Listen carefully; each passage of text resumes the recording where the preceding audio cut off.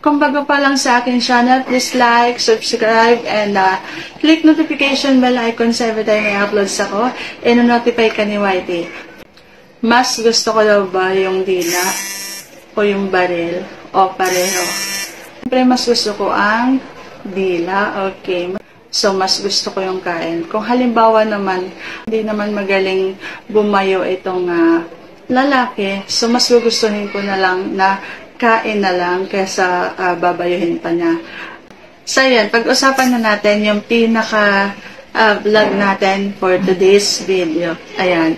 Paano nga ba gagamitin ng tama ang sandata ng mga lalaki? I know naman na halos lahat ng mga lalaki alam nila kung paano bumayo. This is for everyone na hindi pa marunong gamitin ng tama ang kanilang mga sandata. So, tip number 1. Kung halimbawa ang inyong mga sandata ay sobrang matigas na, alam nyo guys, nakakadagdag ng L sa isang babae, yung nararamdaman niya sa skin niya na humahaplos yung sandata niya sa katawan niya.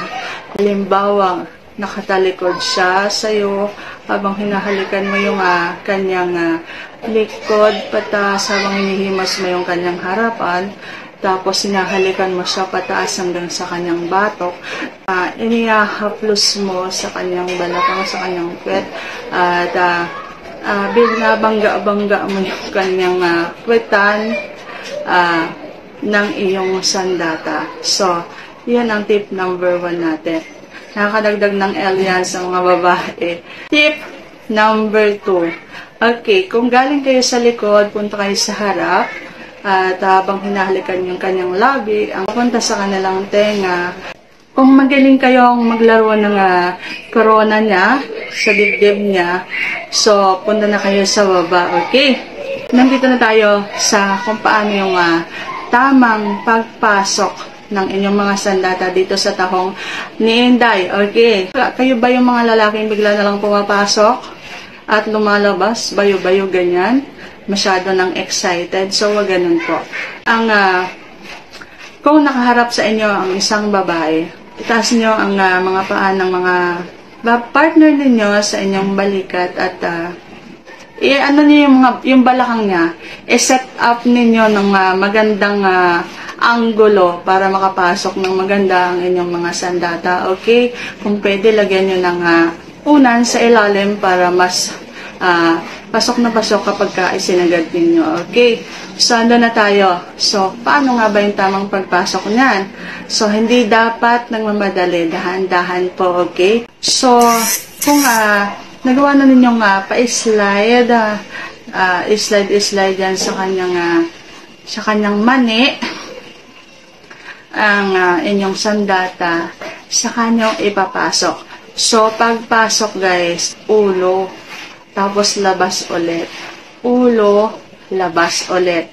Okay? So, makakailang ulit kayo ng ulo. Parang tinatakaw niyo yung butas ba? Sinasabihan niyo silang, ako'y papasok na, so humanda ka na.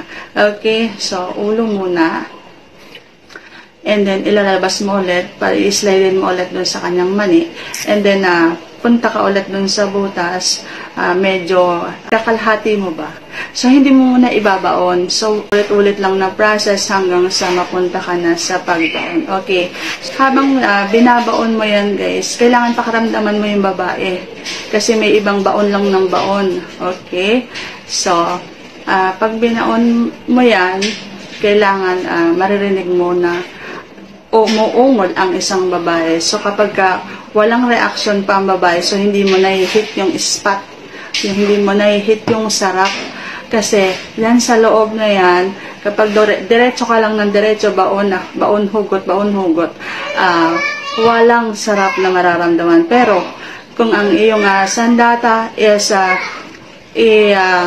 i-explore mo sa loob kasi pwede ka mag-explore sa loob niyan guys, medyo pala left side nyo, ganyan, basta kapag narinig nyong biglang napaungol yung babae, yun yung spot na kailangan mong dire-diretsohin. Pero halimbawa habang umuungol siya, tapos naiba ka ng pwesto, nag-stop siya ng ungol, Ibig sabihin nun, hindi masarap, hindi lang siya makapagsalita, okay? So, ibalik mo, hanapin mo ulit kung saan yung spot na napapaungol mo siya. Hanggang sa masarapan siya, guys. Yan lamang po, maraming salamat po sa inyong panonood ngayon. Aika is now signing off.